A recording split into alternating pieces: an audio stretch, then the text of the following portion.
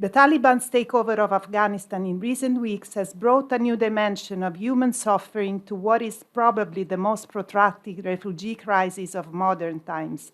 I pray for their safety and for some semblance of the pillars of a normal life, freedom, peace, and prosperity for all of them.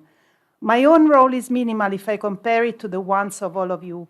In my life as a volunteer, I've always been at the forefront of fights against discriminations and particularly anti-Semitism, at least with the association I founded in 2015, Solomon Observatory on Discrimination. In my role, I've been intimidated only because I'm Jewish more than once. Even if I was scared, I've continued stronger than before my battle, which is our battle, and is the reason why we're here together today. Our panel is about racism, and the first question I've asked myself when I received this prestigious invitation was, what is racism? Is there a race? Scientific community has amply demonstrated the absence of differences between human beings, but racial prejudice, race, and ethnic discrimination appear to remain difficult to eradicate. During last summer, me and my colleagues of Deloitte Legal made a research that was published in one of the main newspapers in Italy, La Repubblica, about the use of the word race in the Italian legislation. Although the process of repealing the racial laws began in 1944 in Italy, it was found out that 239 Italian laws still use the term race. France has removed the word race from its basic law in 2018, and so did Germany last year. Today, it would be worth asking if race is not a sick word and try to propose to delete it from the lexicon of the institutions, even when it is used with the best intentions, like in Article 3 of the Italian Constitution. It's a ballast of history, a pathology of language, capable of resisting the antibodies of civilization and knowledge.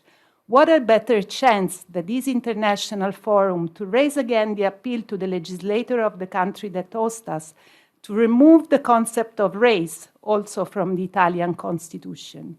To quote the Italian Senator Liliana Segre, Holocaust survivor, it would be an excellent signal. We identify racism as an affront to any legitimate religious and ethical approach to humanity, as it has the effect of denying basic human dignity and integrity to all the people in the world.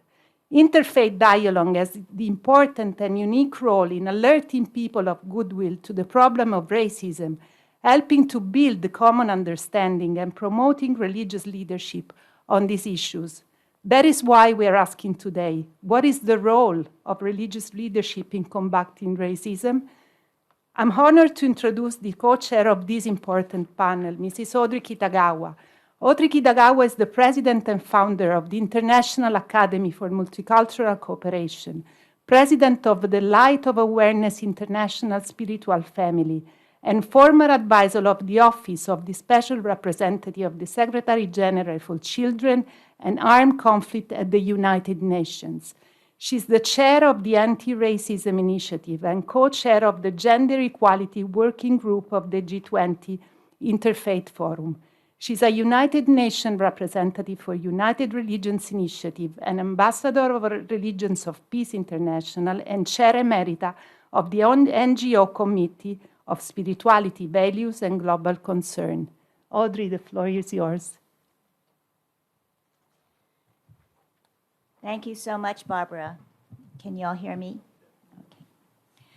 Barbara Pontecorvo has been a lawyer since 1996 and has a particular interest in national and international political analysis, especially in the Middle East. In 2021, she joined Deloitte Legal as a partner and head of the Rome office.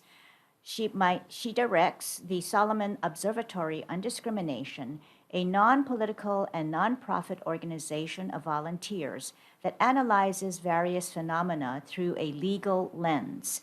They protect all forms of non-discrimination inspired by the Universal Declaration of Human Rights and other humanitarian organizations.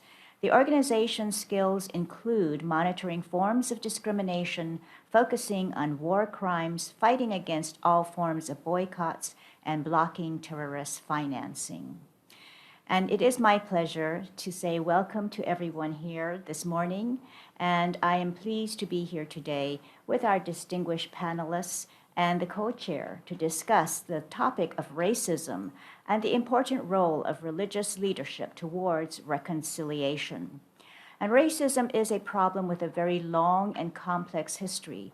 And while much has been done by many institutions, from governments, the United Nations, UNESCO, and faith-based and civil society organizations to address the issue, racism remains a deeply ingrained, substantial systemic problem on so many levels. And the Statement of Principles on Eliminating Racism in All Its Forms, which the Anti-Racism Initiative of the G20 Interfaith Forum issued in August 2020, indicates that the G20 Interfaith Forum, which is a network of religiously linked institutions and experts active since 2014, provides a regular platform for religious voices to engage with the G20 process in framing global policy initiatives. We cannot speak for religious communities, but the IF20 has earned credibility over time as an organization that can help channel distinctive religious insights into G20 policy formation processes.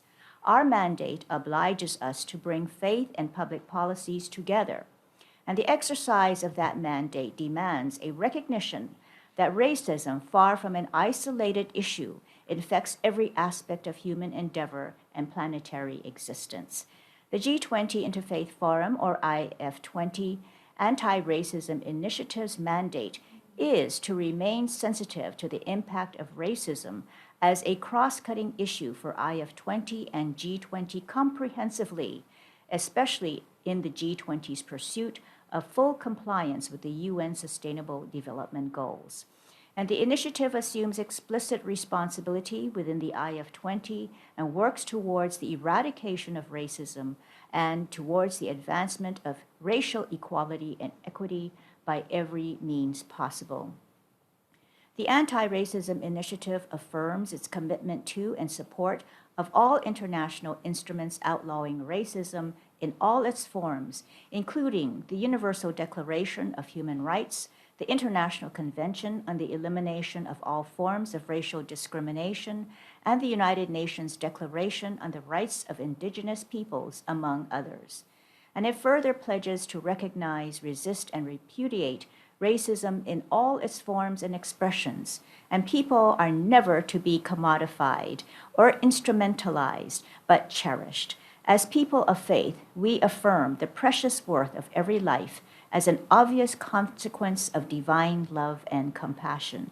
And we are honored to have experts from the various faith traditions with us today to discuss this important issue. And we begin with Dr. Ganoune Diop, who was the primary drafter of the Statement of Principles on Eliminating Racism in All Its Forms, which I had read portions of today, and while he was a chair of the IF20's Anti-Racism Initiative and my predecessor. So Dr. Ganoune Diop is the Director of Public Affairs and Religious Liberty for the Worldwide Seventh-day Adventist Church. He has served as the church's liaison to the United Nations in New York and Geneva, and as its representative within the international community of civic and political leaders. He serves on the Advisory Council of the G20 Interfaith Forum and preceded me, as I previously stated, as chair of the Anti-Racism Initiative. And Dr. Diop is also an ordained Seventh-day Adventist minister and has served as a local church pastor. So please, Dr. Diop.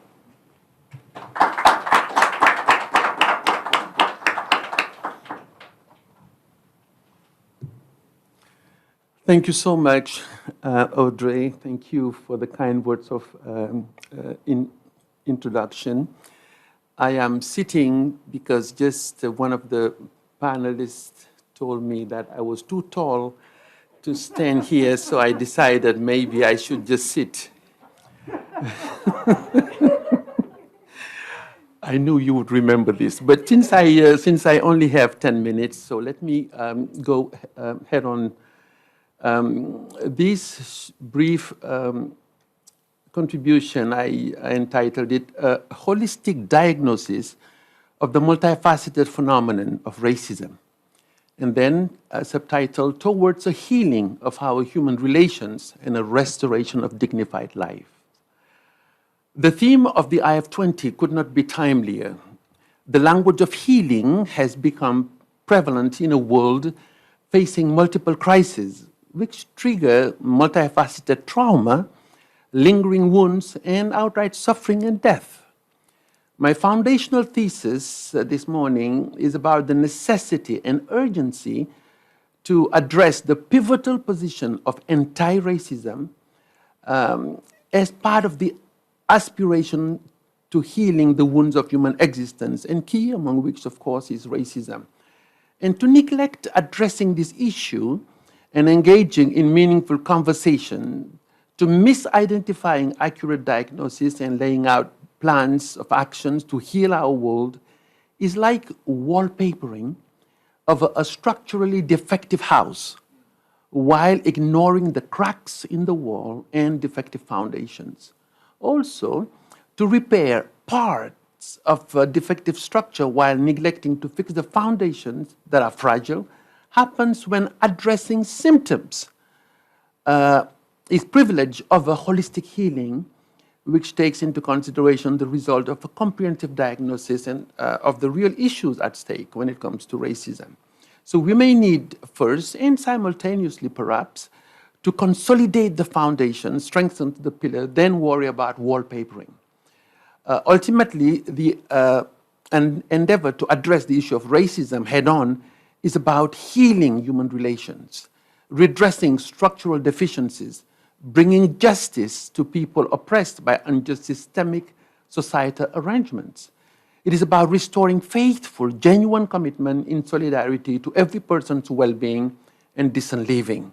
And this is paramount. Actually, racism has in many forms been instrumentalized to discriminate, to marginalize, to bring untold suffering to vulnerable people classified as beneath the barometer of human dignity. So the healing then of our human relations, human social arrangements and governance, legislative contracts, agreements, disposition, and rule of law needs the overcoming of the scourge of racism. And its many forms, by the way, such as tribalism, clanism, casteism, colorism, and also classism. So peaceful coexistence in diversity, pluralism, multilateralism faces the challenge of the devastating consequences of human valuing, which result in hierarchical structures, not only functional, by the way, but also ontological, leading to a stratification of society between superiors and inferiors.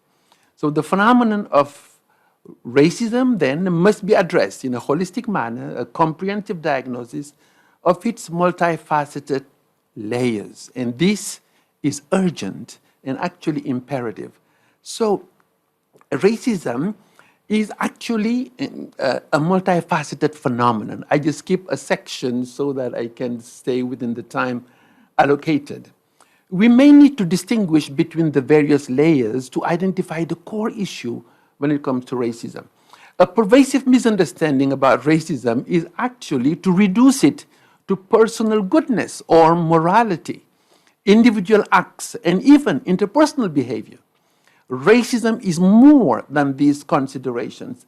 As a matter of fact, racism is an organigram of power, a hierarchical organization of society stratified by means of human valuing, and divisions between superior and inferior. And all this is based on the arbitrary construct, and this has been said earlier, of the notion of race, a 14th to 19th century invention to rationalize or to give credence to an alleged inferiority of indigenous people, people of African descent, and people of color in general.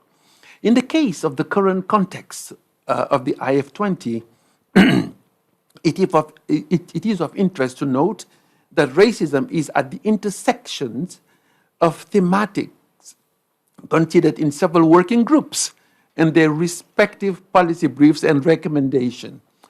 A few questions are in order to really grasp the thesis of positioning anti-racism as one of the key solutions to solving the crisis of crises that racism is. So anti-racism, and this has been said earlier by Audrey, is actually a cross-section initiative necessary to advance the agenda of the healing of our world. Its organic relation with the various working groups of the IF20 can provide a heuristic illustration of its pivotal position. Few questions. How could, for example, religious freedom or freedom of religion or belief flourish while racism is indulged or even unconsciously harbored in the minds or lifestyles of defenders of human rights? Freedom of conscience or freedom or religion or freedom of religion or belief cannot coexist with racism. Second point, how could sacred sites, another working group, be even an issue if sacred human beings are denied of their inviolability? We are scandalized when a cathedral, a mosque, a temple, or a shrine is violated or defiled. We are offended when even a cemetery is desecrated. Yes. Should we not feel at least the same when human beings are violated, desecrated, abused, used, and treated as disposables based on the assumption that the color of their skin makes them inferior? Another, how could gender equality, gender justice be framed without the infinite value of every woman and girl based on the dignity of their persons? And I could continue with other working groups, but I need to move on to clarifying the core issue. Racism is at its core a denial of people's humanity. One of the ways to have an accurate understanding of the phenomenon we call racism is through the identification of the various connotations associated with the word dumb. Now, racism is about structure and exercise of power. It is about, and you know, the root word dumb is found in many words. It's about dominance and dominations. Regarding the root word dumb, the word dominus, Lord, for example, comes to mind, but also domain and even kingdom. Time does not allow me to expand to mention the word like freedom, you know, state of being free. Christendom, martyrdom, random, state of aimlessness, serfdom, stardom, etc. And I could even expand to talk about empire, right?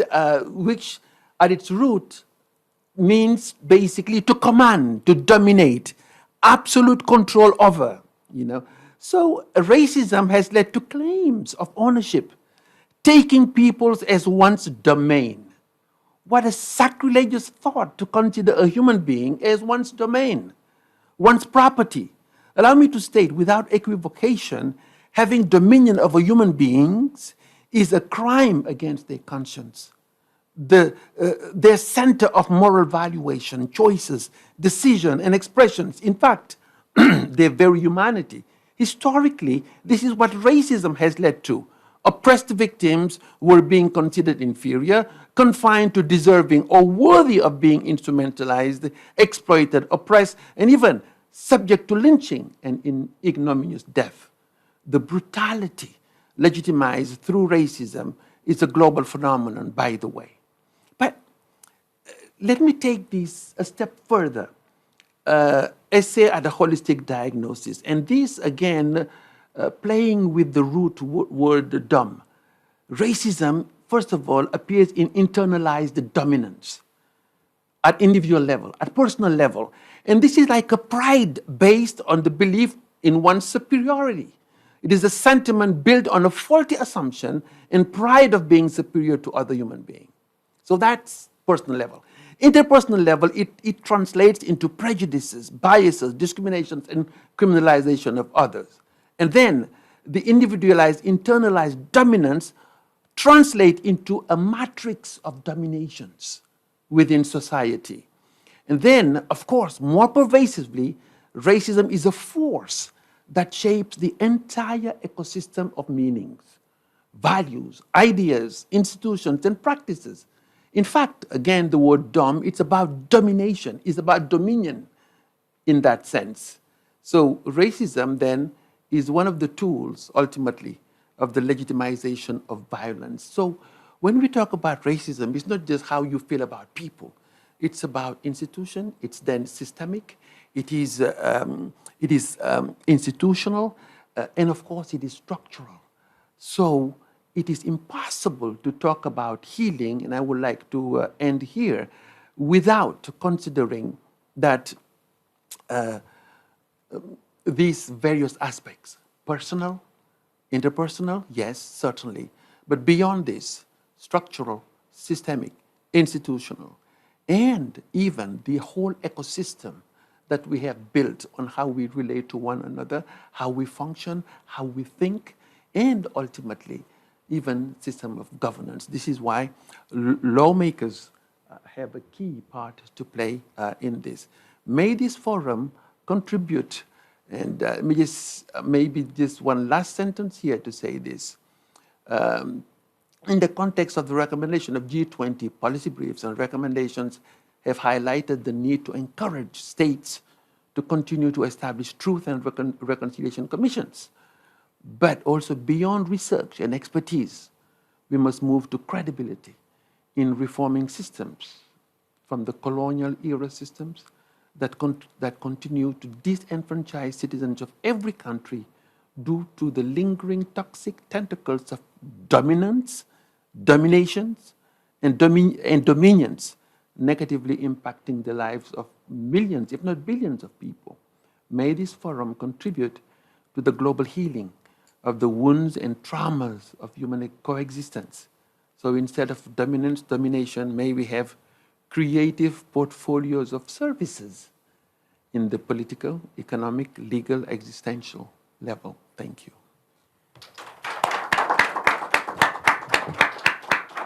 Thank you very much, Mr.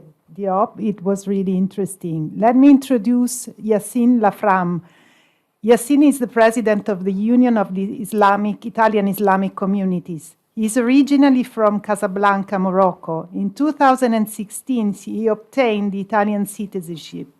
He is the national president elected of UCOI, the Union of Islamic Communities of Italy. Since 1990, he has worked to include Muslims in Italian society, respecting religious principles and in harmony with the principles of the Italian Constitution and the International Charter. In the pact made with the Italian government, called the National Pact for Italian Islam, the various Muslim groups pledged to continue to counter any form of religious radicalism, to promote the training of religious leaders, and to ensure utmost transparency in the management and documentation of funds. Mr. Laflam, the floor is yours. Thank you. Parlerò in italiano, quindi sarà prevista la traduzione. Sì?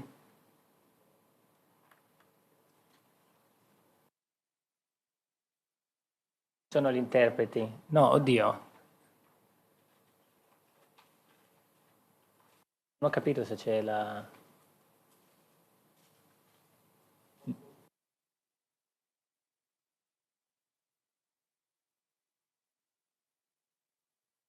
No, sinceramente preferisco parlare in italiano perché sennò... Io posso provare se volete.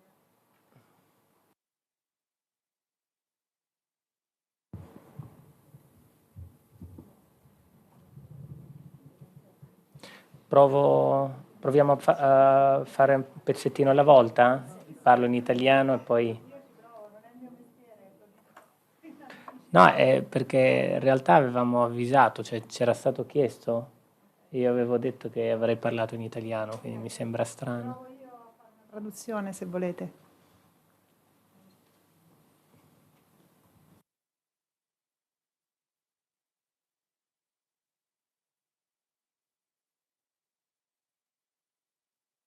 Sono andati a recuperare le cuffie, pensavo stessero ok. cercando l'interprete. Bene.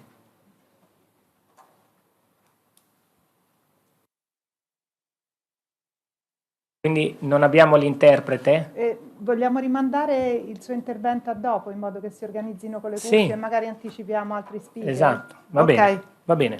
Okay, so Audrey, you can introduce Zara Muhammad because there's no translation and they're organized team for the translations. So maybe we can introduce Zara Muhammad first and then, yeah.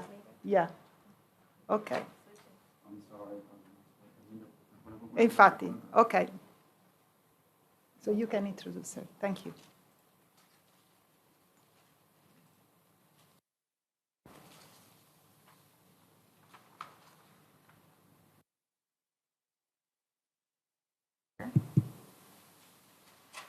I'd like to introduce at this time Zara Muhammad. And Zara Muhammad is the first female and youngest person ever elected to the role of Secretary General of the Muslim Council of Britain. She thinks that young people are tired of not being represented, and women want representation too. So this speaks to the gender equality issue as well. Ms. Muhammad has an LLB in human rights law. And in 2016, she became the first woman to lead the Federation of Student Islamic Societies.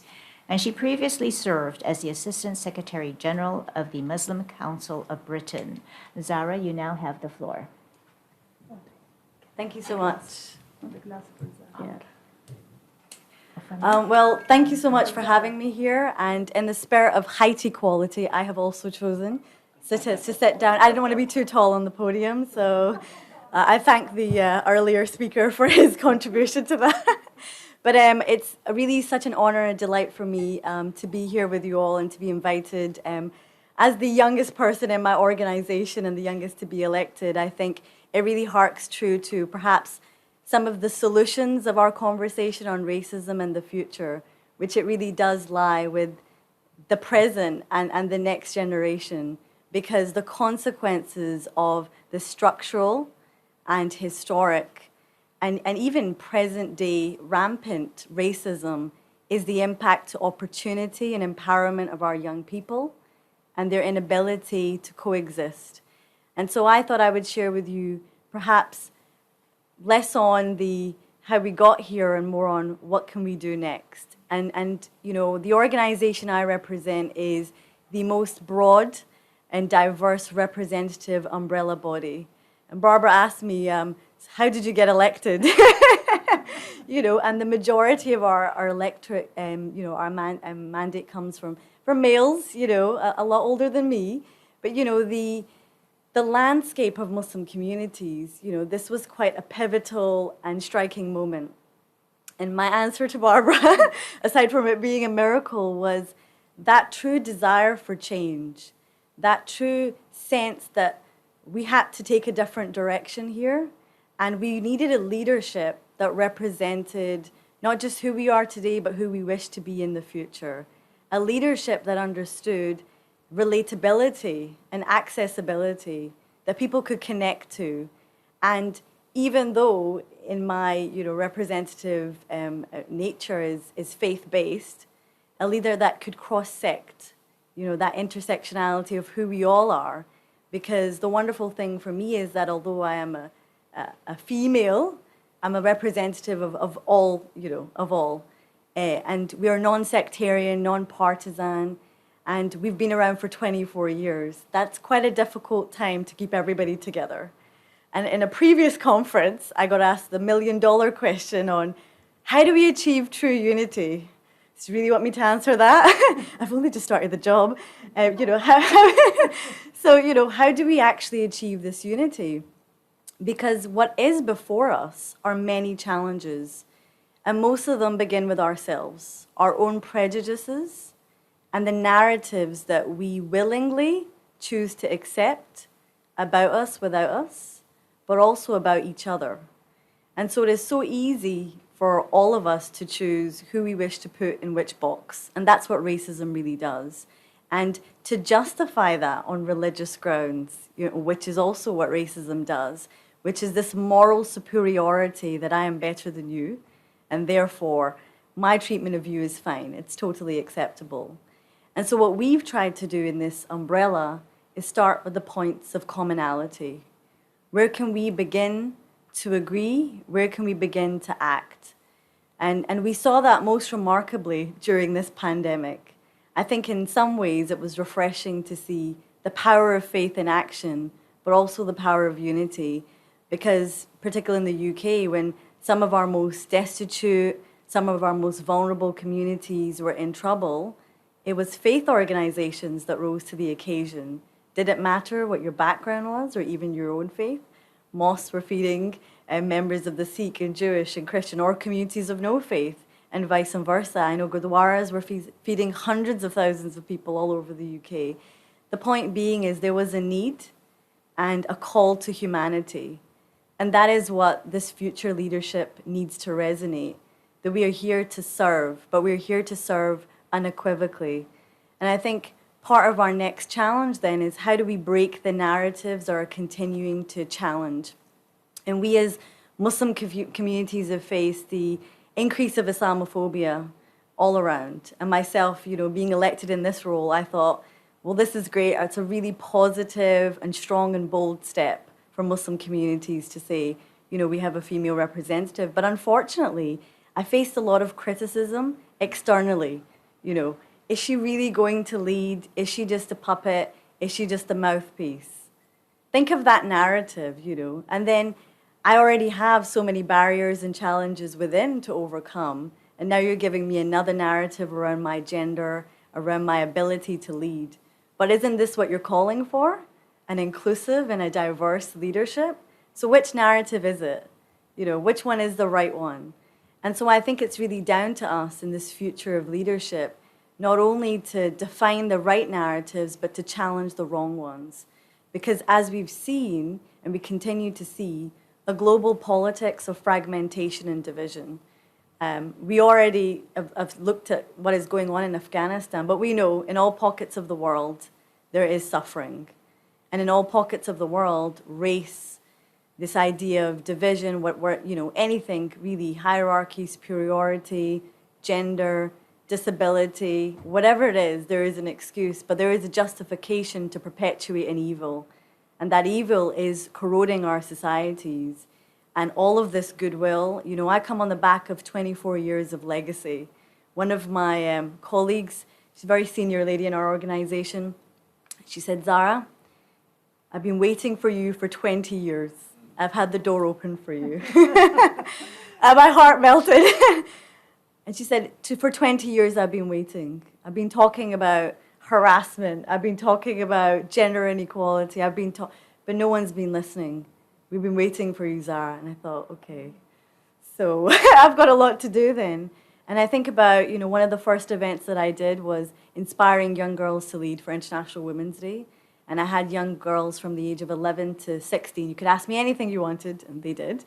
And they talked to me about bullying. They talked to me about, discrimination for wearing the headscarf. They talked to me about achieving their goals. I want to be a paramedic, but I don't think I can do it. They talked to me about fitting into society. Should our young people at such a young age need to feel that sense of difference, that we are different and therefore we can't be treated the same? So those barriers perpetuated not just by broader racism, but also this sense that, there are lines between us. Even now in our younger generation, they're still going on. And this is part of our work that we need to do together. And the third thing I really wanted to talk to you about was one of my strategic priorities of diversity and inclusion, and particularly within our own communities, because that's what we're here to talk about, which is how can we use religion? And we don't need to use it, it's already there in its essence and form. That's why we're all able to be here in this room, why we do the work we do. Why my mother always says to me, what are you doing? You're in trains up and down the country, you're not sleeping, you're not eating. What are you doing? And I said, but the cause, there's everything to play for. The question I always ask myself is, what is at stake of inaction? When we have the power and the sphere of influence, when we don't choose to act. There is a lot at stake. And what I've found works excellently is our ability to use this diversity and inclusion and call for solutions that are inclusive of us all. And that requires a religious leadership that is accessible. Technology has been a great force in the pandemic to show. that calls for a religious leadership that is able to communicate in a language of understanding and of commonality, one that does not increase, that doesn't create barriers, that doesn't create these forces of separation, but actually goes back to religion itself and extends an arm. In Islam, we're taught that, we're all here as neighbors on this earth. We're all here as servants to be of service to one another for the whole of humanity. Yet how can we discriminate against one another? And being a woman in this role, I see that my job is not just to represent my unique traits, my ethnicity, or what I see as, favorable, but actually to look at some of the most marginalized communities within our groups and to give them a voice. And that is what I hope to do. And I've been speaking to groups, small and big, to say, it doesn't matter if there's only 5 of you. You're 5 human souls, you matter. Before God, you matter. Before me, you matter. Before all of humanity. Because that is how our politics work. We play on the weak, and we marginalize them. And the majority say, well, it's okay. No, it's not. And so I think for us today, my closing message is that we have to be a voice for that change. We have to shape and change those narratives. We have to empower and position the future to lead. Thank you for doing that.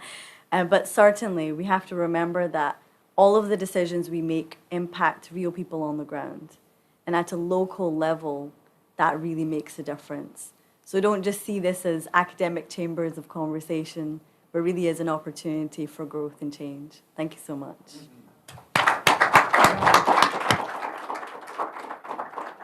Thank you very much, Zara. I recognize myself really in your words in terms of diversity and inclusion. So thank you so much. I'm happy and honored to introduce Mr. Michael O'Flaherty. Michael O'Flaherty is the director of the European Union Agency for Fundamental Rights.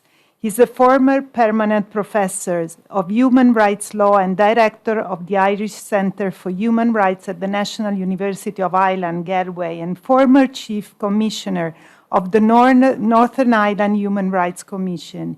He's a member of the United Nations Human Rights Committee and head of several United Nations human rights field operations.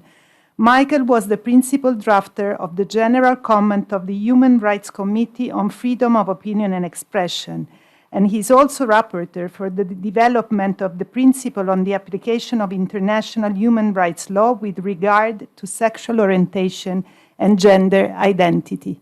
Michael, the floor is yours.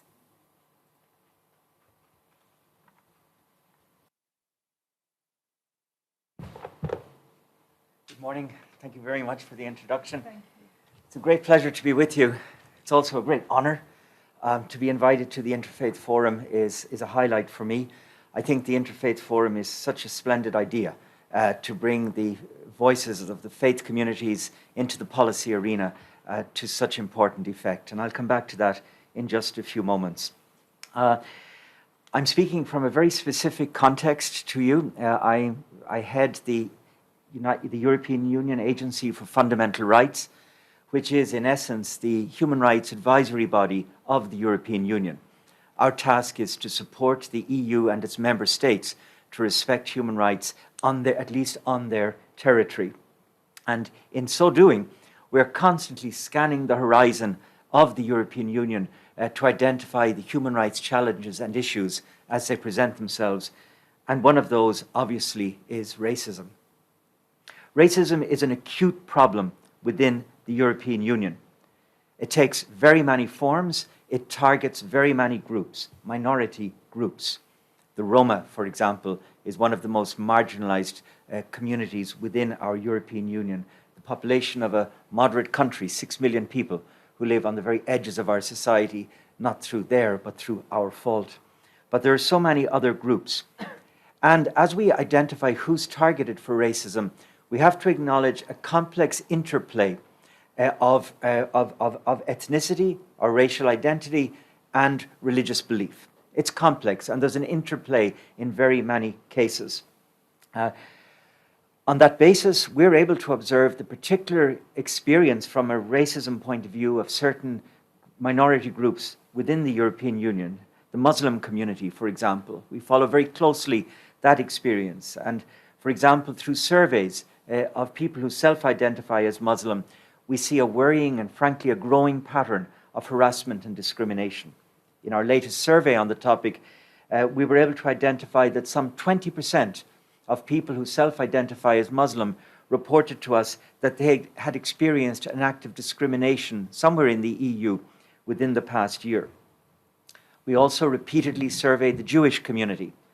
And there, in our most recent survey conducted just last year, 28%, nearly 1 in 3 Jewish people, said that they had experienced an act of harassment in the past year because of their Jewish identity.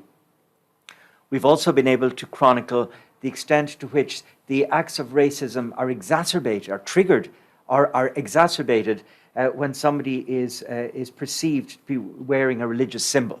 The symbol, through clothing or some other form of expression, triggers the act of hate. We also know that right across all the groups who experience acts of racism in the European Union, that there's a very, very low rate of reporting the incidents. Typically, only 1 in 10 racist acts are reported. This matters because it means that official figures on the levels of racism in our European societies massively understate the extent of the problem. Everything, of course, got much worse during the period of COVID, where, again, you don't need to be doing scientific research to have seen the extent to which various groups, including religiously identified groups, were accused of with idiotic claims that they were somehow responsible for COVID. The Jewish community has chronicled, for example, how it was targeted, and yet a new round of anti-Semitism was based on nonsense about the link between them and the virus. Now, a word on perpetrators. To what extent are we able to map the phenomenon of people committing acts of racism because of their own religious motivation? Here, my agency does not have a great deal of evidence. However, there's one very important figure we can put before you today. It has to do with anti-Semitism. Last year, when we asked people who self-identify as being Jewish, who committed the act of harassment or discrimination against you, we found no essential change in the answers to when we last put the question 8 years ago. In other words, it was a mixture of people who are from the extreme right in society, people who they just don't know who they were, and people who identify as Muslim. But the important point here is no change over 8 years. And this challenges the perception out there in society that somehow the phenomenon of migration into Europe of people who are Muslim is somehow exacerbating anti-Semitism. We do not have evidence of that pernicious claim, which is alive and well out there in society. Now, if I may turn to the issue of moving from the phenomenon of racism as we see it in the EU towards the role of faith leaders, let me make just a few observations. First, I would like to acknowledge the extent to which the healthy bits of our society, the pillars of decency in our society, to such a huge extent have been built on the initiative and the efforts of faith communities. We have to acknowledge the vital role that faith communities have played in constructing the decent qualities of our societies. It's very easy to demonstrate. If I look at the 5 chapter headings of the European Union Charter of Fundamental Rights, you will see that in every one of the chapter headings, there is a strong value found across all the great faith communities. So what are those 5? Dignity, freedom, equality, solidarity, and justice. All of those 5 of what the EU recognizes as its foundational values can be traced across the traditions of the great faith communities. And so when we speak about religious leaders rising to a challenge, let's acknowledge already how much has been achieved by the investment of faith communities in our societies. Let's also acknowledge the extraordinary role already played by individual leaders. I got into the business of human rights. I got into working for human rights through the example of Oscar Romero, who I came across when I was a kid, and his heroic martyrdom, essentially for standing up for human rights in El Salvador. He's one of many I think of Desmond Tutu. I think also of Mahatma Gandhi, who was motivated by faith in his pacifist struggle for freedom in India. But as we challenge faith leaders to be the reconcilers, to confront hate, we have to acknowledge the extent to which the public square is closed off to them. We have a problem, and I'm speaking here specifically to the EU setting, or Europe at least, that the public space doesn't welcome necessarily the messages and the voices of the leaders of faith communities. And maybe one of the important things from the Interfaith Forum is to challenge that. Take, for example, my own focus of attention, human rights. It has become an unfortunate reality today that increasingly one has to choose. One is either for human rights or for a religious approach. The idea that you can somehow be part of both has been lost to the common understanding. And this is an issue of concern for my agency. We want a strong infrastructure in Europe for the promotion of human rights. It needs the engagement of faith communities. And so we've done quite a degree of consultation around the issue. And I don't have time this morning to mention but two dimensions that need priority attention. The first is we need to invest in religious literacy across the public space. We don't ask for conformity, but literacy.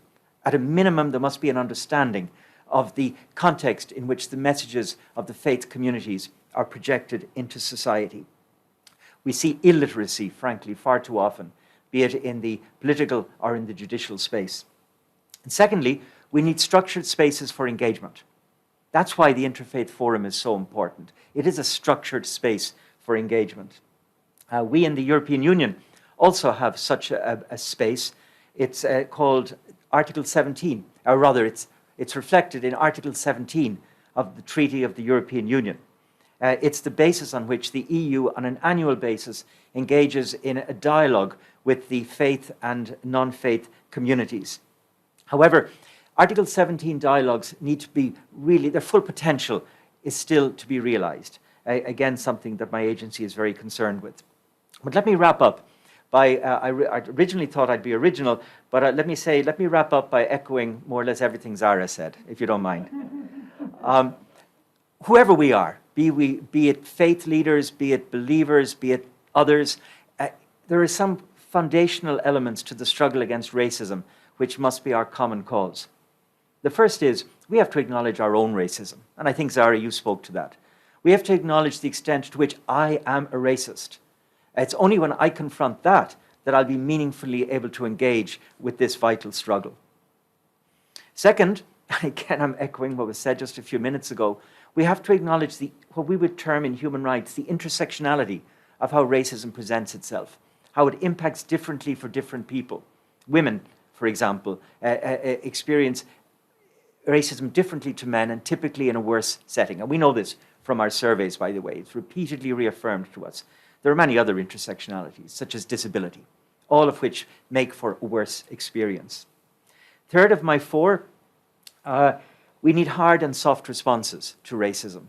Soft responses, tackling it in our societies, challenging our communities, but hard as well.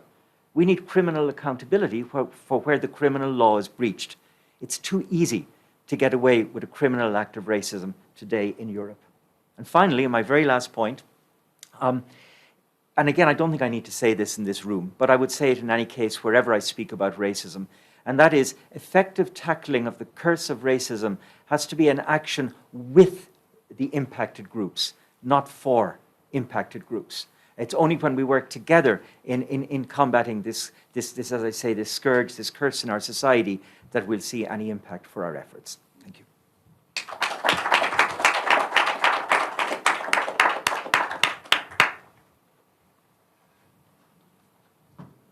Thank you so much, Michael. And at this time, I'd like to introduce Jim Winkler, who serves as the General Secretary and President of the National Council of Churches of Christ in the USA. The NCC is comprised of 38 member communions made up of more than 30 million Christians in over 100,000 congregations. As President and General Secretary, Winkler is the public voice of the NCC and represents the Council as it addresses its major priorities: mass incarceration and interreligious relationships with a focus on peace.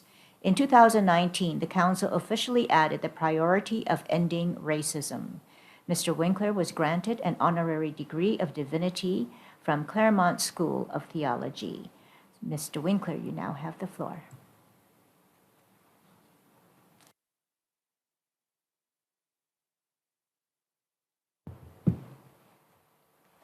Good morning. I'm grateful for the opportunity to be part of this distinguished panel, and I thank our co-chairs for providing leadership this morning. Our theme is Racism, Religious Leadership Towards Reconciliation. It occurs to me that reconciliation has different nuances in various circumstances. Permit me to reflect on the circumstances we face in the United States and how the National Council of Churches in the USA and our member churches are attempting to address racism.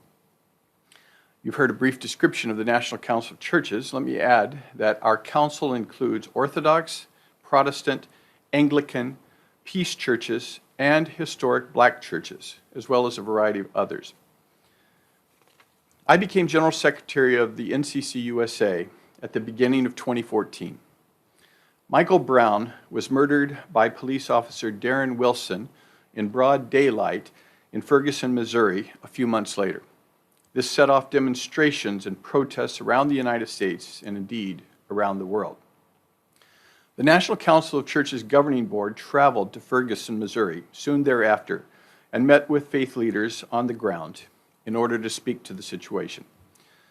The next year, 2015, 9 of our church members were murdered by Dylan Roof at Mother Emanuel African Methodist Episcopal Church in Charleston, South Carolina. There were many, many other incidents, of course. I attended, though, the funeral of the church's preacher, Reverend Clementa Pinckney, and the NCC Governing Board traveled to Charleston, South Carolina to worship at his church and to grieve with church members. In the aftermath of these and other tragedies, black church leaders in the National Council of Churches said to their fellow Governing Board members that while they are committed to church unity and the ecumenical movement, and although they have been part of the council since its founding, they questioned whether or not to continue participating in meetings and grieving if the council was not going to work to end racism. As General Secretary, I asked why we even have a council of churches if we did not intend to focus on the most difficult issue in the entire history of our nation. I also noted there has been no serious effort in the United States to undertake a truth and reconciliation process like those in South Africa, Chile, Guatemala, and elsewhere. With enthusiasm, the Council decided to focus our attention and energy on the enormous task of eradicating racism. As you might imagine, an organization such as the National Council of Churches quickly established a task force to begin the work. And very quickly, this task force said it would be a mistake to center our work on reconciliation. The task force noted that in the context of the United States, there had never been conciliation between people of color and the dominant white community, so there could not be reconciliation. Instead, the task force said we need to engage in an extended period of truth-telling.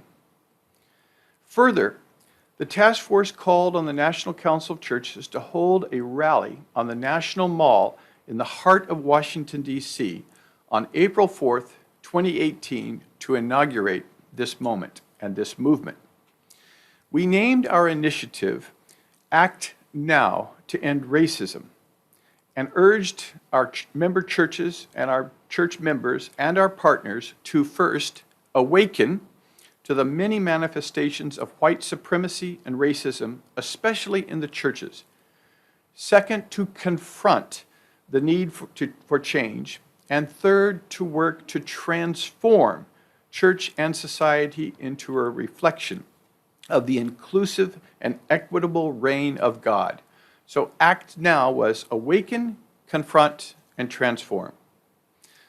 Act Now is a recent call, but National Council of Churches members and partners have been engaged in the work against racism for many decades. Indeed, the very existence of the historic African American churches constitutes faithfulness to an inclusive gospel of justice and peace and resistance to racism and white supremacy. The Reverend Dr. Martin Luther King Jr. was part of the National Council of Churches, and he addressed the council in 1957, more than 60 years ago. In that address, he said, "This great body, the National Council of Churches, has condemned segregation over and over again and has requested its constituent denominations to do likewise. These things are marvelous and deserve our highest praise. But we also must admit that these courageous stands from the churches are still far too few. All too many ministers are silent while evil rages. It may well be that the greatest tragedy of this period of social transition is not the glaring noisiness of bad people, but the appalling silence of good people." Our April 4th, 2018 rally was held on the 50th anniversary of Dr. King's assassination, not only to remember him, but to acknowledge that we have not done the work of confronting the deeply entrenched legacy of racism and slavery that continues to plague our nation. As Christians, it is our responsibility to address these ills and to assert that our faith rejects injurious discourse and violent acts as wholly incompatible with the teaching of Jesus Christ. The United States is in desperate need of a spiritual renewal. Too much of our national discourse is dominated by language of hate and resentment. Our nation's soul is broken. We cannot repair our foreign policy or our infrastructure or eradicate poverty or end racism if we do not address the festering hate so many feel. To do that, we must deal with systemic racism and the legacy of slavery. We must also confront a political movement against a democratic nation that dared defy our long history of whites-only power. This movement manifests itself in countless ways, including the January 6th insurrection that attempted to overturn the results of our presidential election and indeed to murder senior political leaders. Our struggle against racism in the United States must be seen in the larger context of a fight against what Dr. King identified as the giant triplets of racism, materialism, and militarism. The years ahead will be difficult for all of us.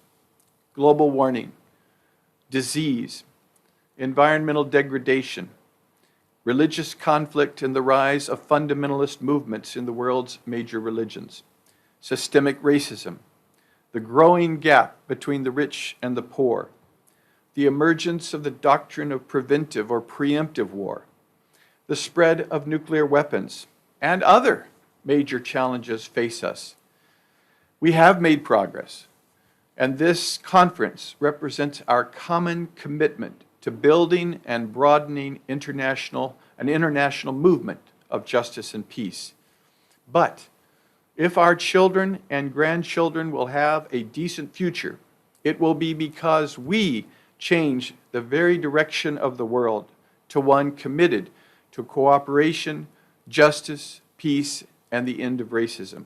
I am committed to that struggle, and I am grateful to be in it beside you. Thank you. Thank you. Thank you very much. Let me introduce again, we try for the second time, Mr. Yassine Lafram. the President of the Union of the Italian Islamic Communities. Thank you.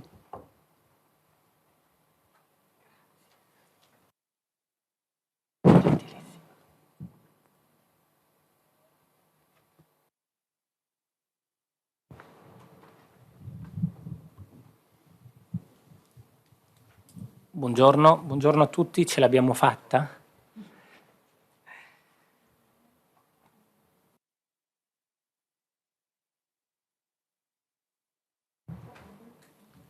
Mi unisco alla dottoressa Pontecorvo per i ringraziamenti. I really would like to thank Mrs. Pontecorvo for saying thank you to the organizers of this meeting.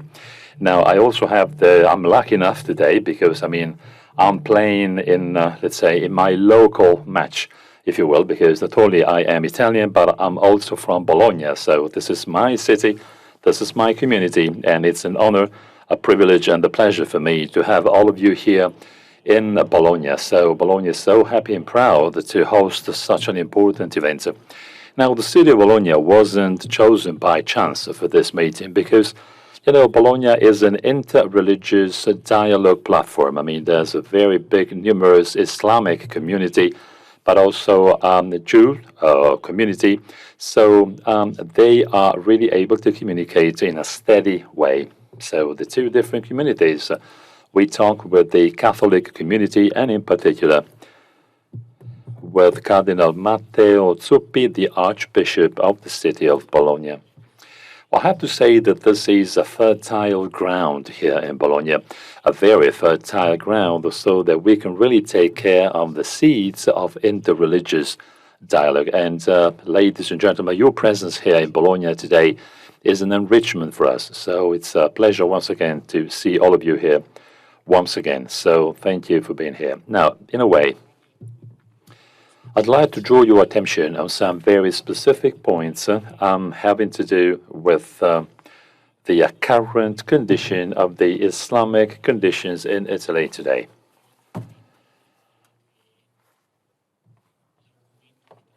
Of course, I'm referring to the subject, to the main topic we are talking about today.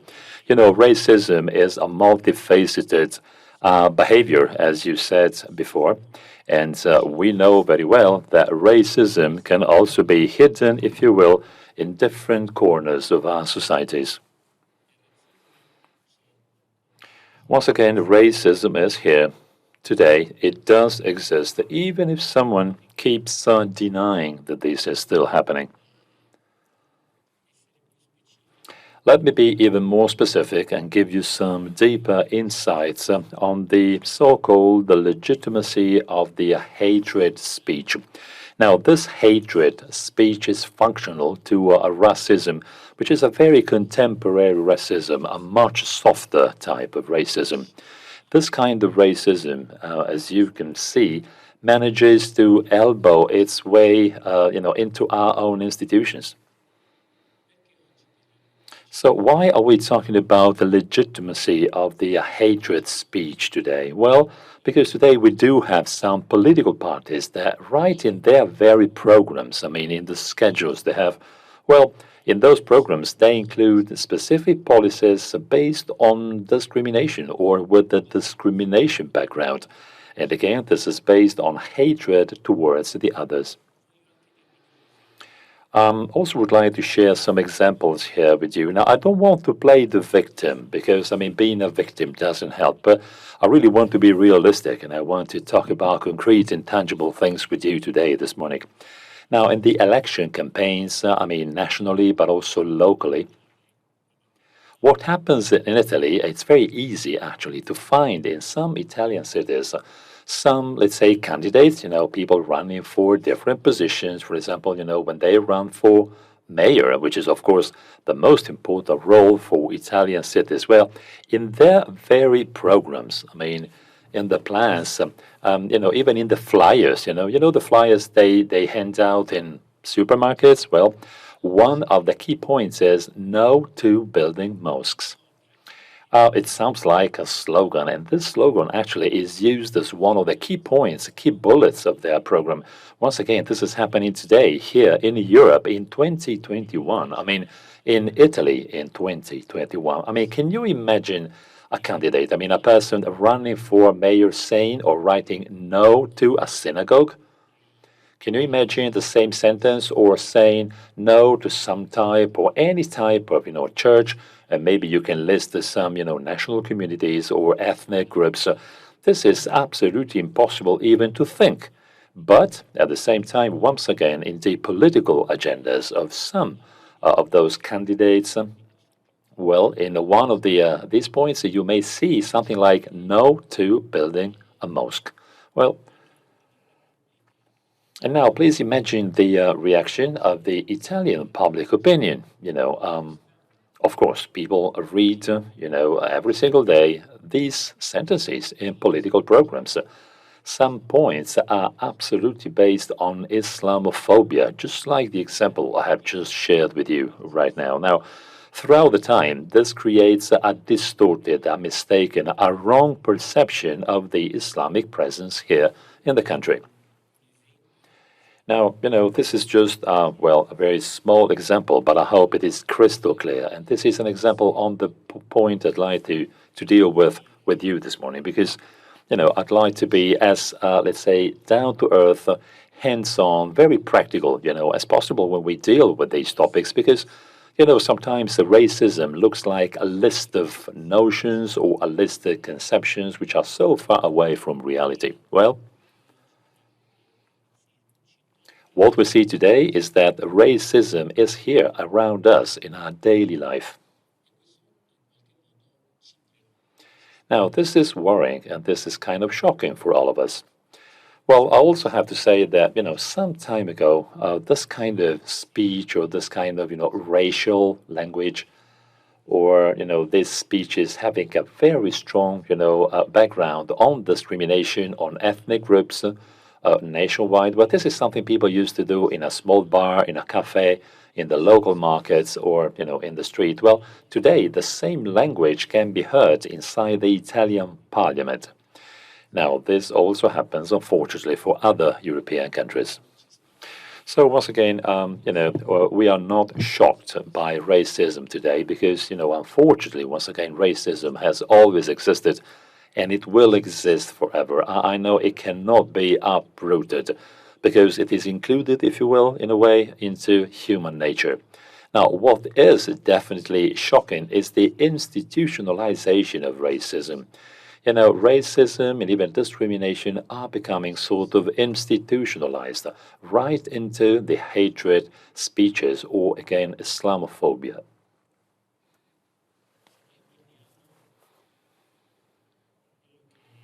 Now, if we take into account that this kind of instrumentalization which is made today of religion, well, what we see is that sometimes, well, I have to say, I can't say that people want to impose this, but I really have to say that we really have to state, loudly, a sort of a ethical, moral superiority of our own European communities, sort of crushing every other single culture, every other cultural groups, any other ethnic groups, independent from, the place where they come from.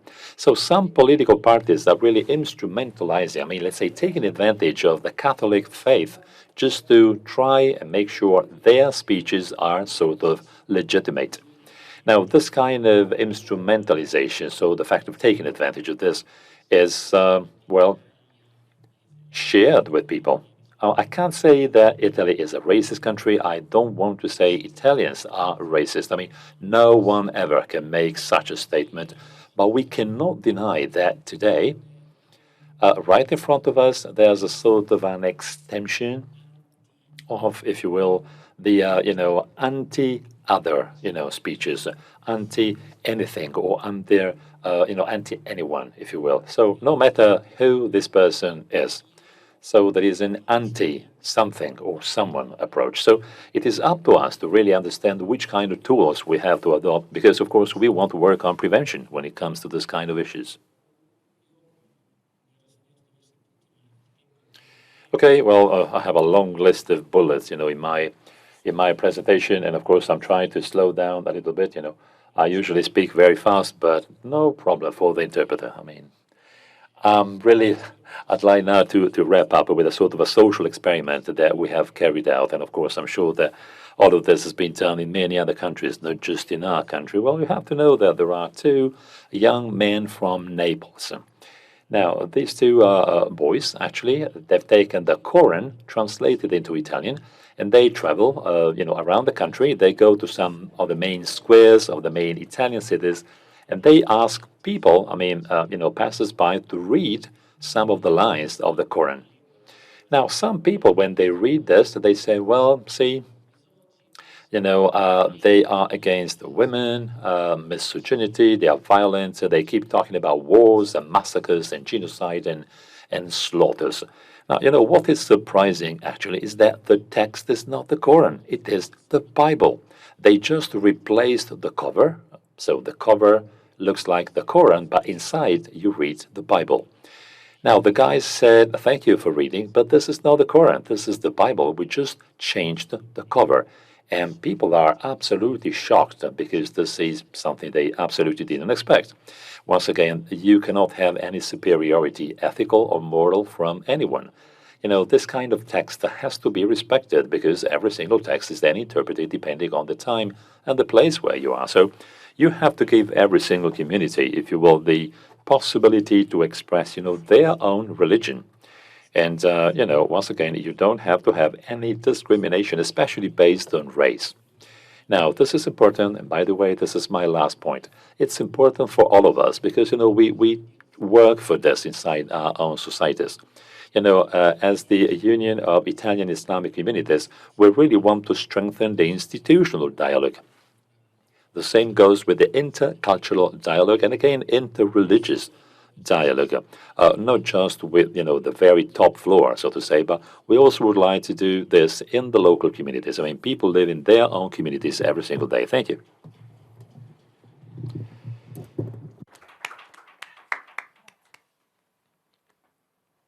Thank you so much,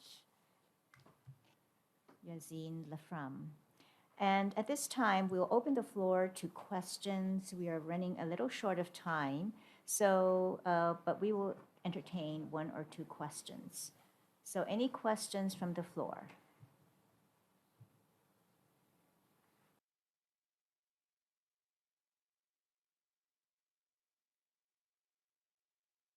Discussion, sure. So, yes. I would love to hear from our panelists about Just a second. Grazie. I would love to hear from our panelists about some of their practical recommendations, right? Is it education? Is it legislation? Interfaith efforts and ensuring that, church doctrine that emphasizes equality is emphasized in religious communities, et cetera. What are some of the practical recommendations that our panelists have? Do you want to have a flash, each of you, just with the recommendation? Okay. So, Okay. Jim, yeah. For the answer. Thank you. For that question, and you already mentioned several things.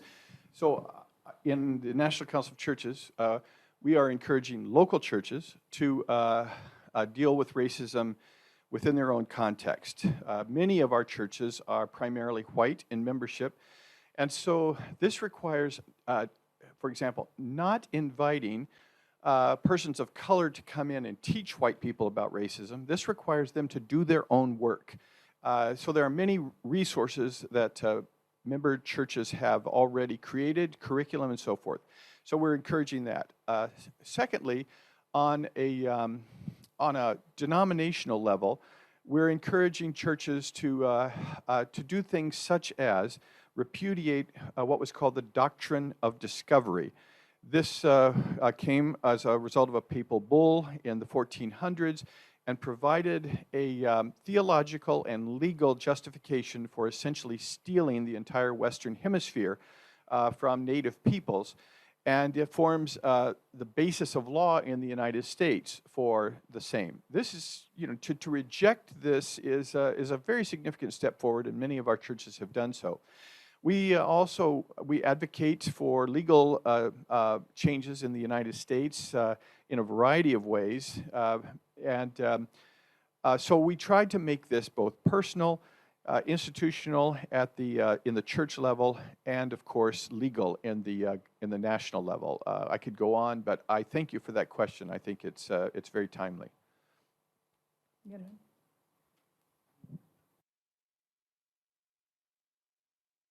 This is really a very serious question. I will just add to this what is happening here right now, that we are talking about racism. I wish it could happen in every corner of the world. Because you see, we are talking about, it's impressive to listen to Jim introspectively looking at American society. But every society has the same problem. And racism is a whole ecosystem of meaning. So deconstructing that everywhere. This is not just about white supremacism. But allow me to say, throughout history, we have Arab supremacism, we have other forms of supremacism. So this should be a global moment of looking at our how to be better humans. That is what is at stake. And also, allow me to say, we're talking about religious leaders.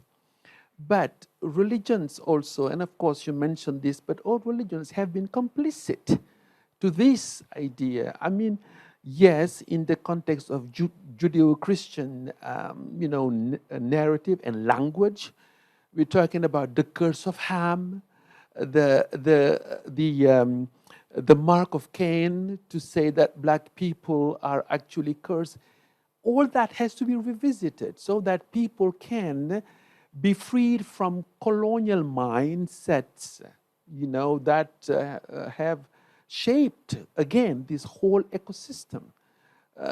There is some work to do. So I really think we should not just say at the symptom level, oh, we have to do this, or give me 3 or 4 recommendations. It's deeper than that, So that's why there's some serious work to do. And I hope that this is just part of the journey to get to that point where we, not just reconciliation, but conciliation, looking at really what have we done to humanity.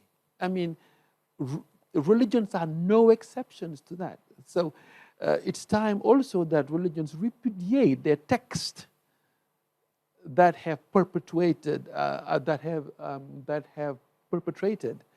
this myth and basically the way of demeaning people's dignity throughout the world. Give the microphone.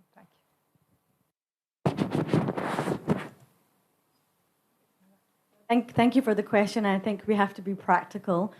I mean, when I was elected, I considered the same thing. How do you represent everybody fairly and equally? And I think that's through diversity in representation and in membership. Precisely what you said, James.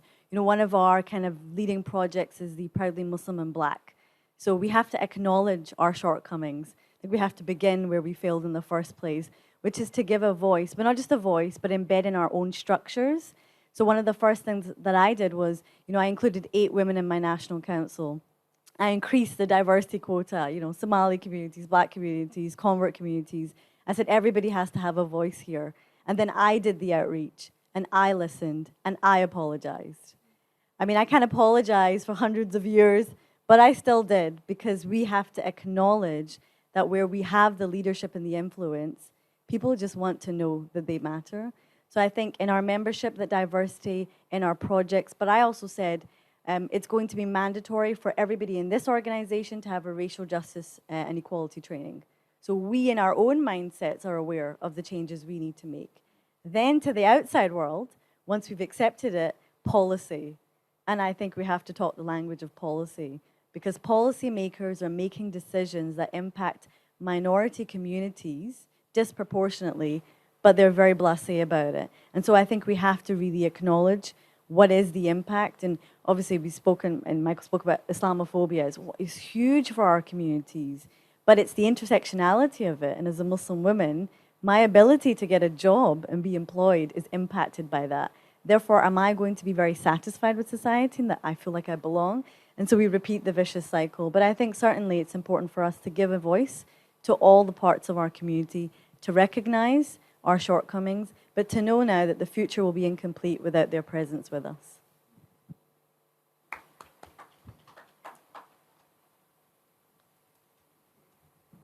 I'll be brief. Again, I want to echo what Zara said. My organization is obviously a secular one, but it's not going to do its job fully in combating racism until it looks like the European street. And we have a long way to go. And perhaps that self-awareness of ours could be transferred to your context. But Mr. Lafram, I found so many things you said very striking. And in answer to your question, if I may, I want to echo two things Mr. Lafram spoke about. He spoke about the fact that you can get away with a remark like no mosques in our city. And this banalization, if I may borrow the phrase, of racism has to be called out. There are still acceptable strands of racism in our societies. I mentioned the Roma earlier. It's easy to be racist against Roma in Europe. It's tolerated.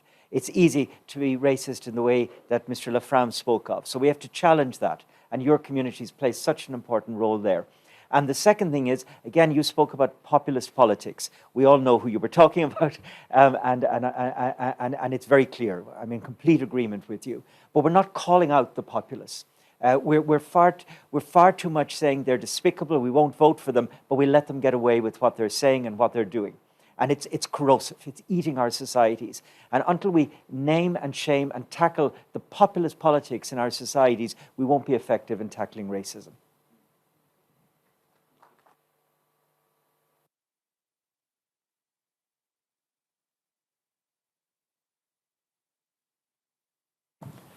Velocemente. Thank you for these remarks. Now, don't think, we can keep, complaining, crying, saying that, it's someone's fault, okay? The problem is here. We have identified it. Okay, it's time now to roll up our sleeves and react. So citizens, communities, ethnic groups, they really, really have to become the real strong protagonists.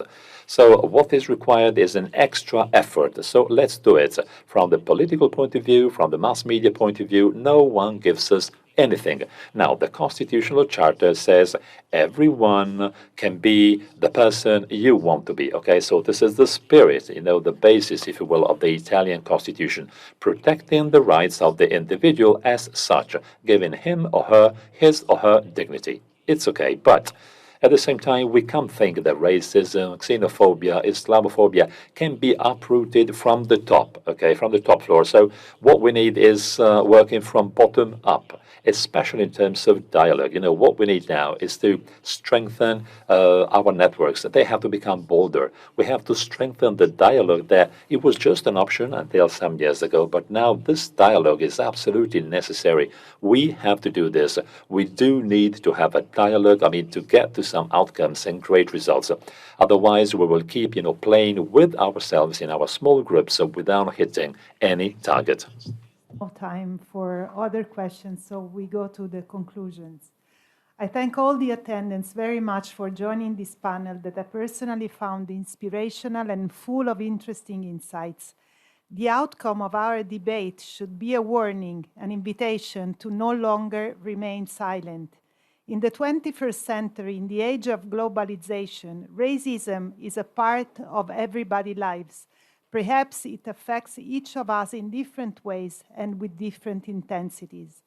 My appeal is therefore a genuine call for action. We must continue this battle, addressing our efforts directly to religious leaders to be in the forefront to combat racism by shaping the engagement of religious experience for a pluralistic and peaceful society. For continuing working together in this anti-racism initiative, we should naming the problem. To combat racism through interfaith activity, it is necessary to start by identifying all its sources, distinguish them, and act with targeted interventions. Identifying in each country and region those who can take leadership in fighting racism at the grassroots and amongst religious leaders and religious organizations. Recognizing that the issue is national, transnational, and international. Some manifestations of racism are restricted geographically. Other impact on a variety of societies and within and across global religious traditions. Recognizing the stereotypes of the religious figures within some religious tradition, it is essential that racism be denounced in authoritative religious terms from within this tradition are inserted into religious discourse. Promoting and acting on additional strategy identified by the international experts, including where friendship exists, facilitate a network of concerned people of faith who can assist each other in their activity and promote direct conversation between the leaders of all religions. Condemn religious persecution of any faith group around the globe. We must work in solidarity with all who are seeking to protect and guarantee freedom of religion and practice from any people. Albert Einstein, in the message to the National Urban League Convention on Race and Racism in 1946, said, "We must make every effort to ensure that the past injustice, violence, and economic discrimination will be made known to people. The taboo, let's not talk about it, must be broken." End of quote. Thank you.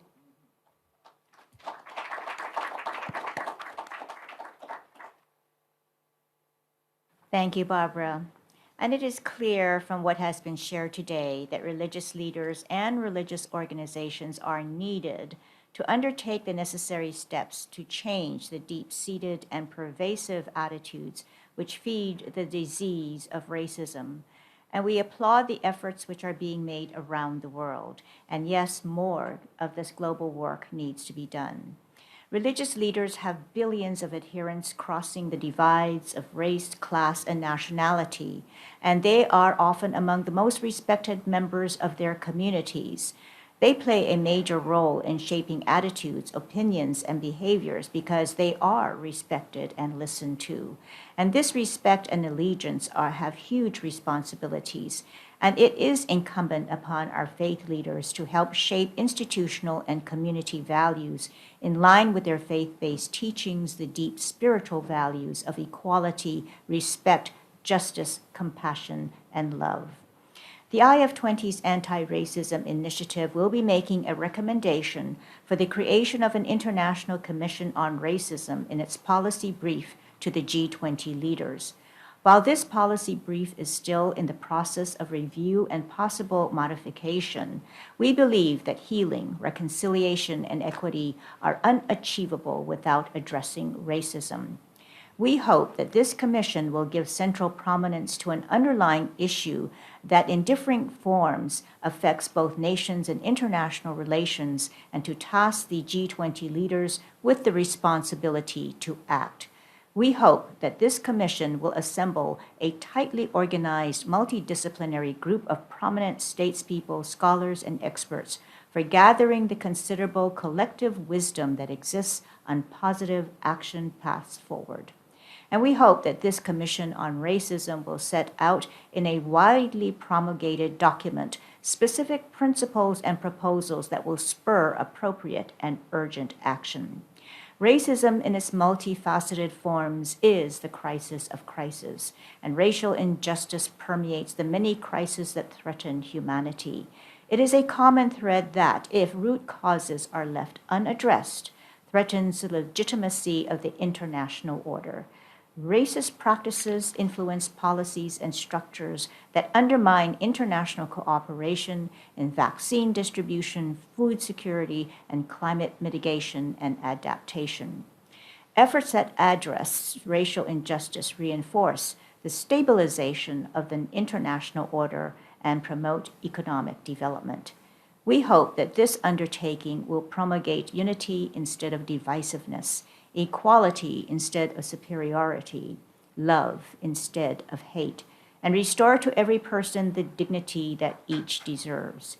And we extend our deepest appreciation to all of our panelists and for all of them sharing your views with all of us and on this important topic. And to the attendees from around the world who will be listening to this video recording, we thank all of you for joining us today in this discussion.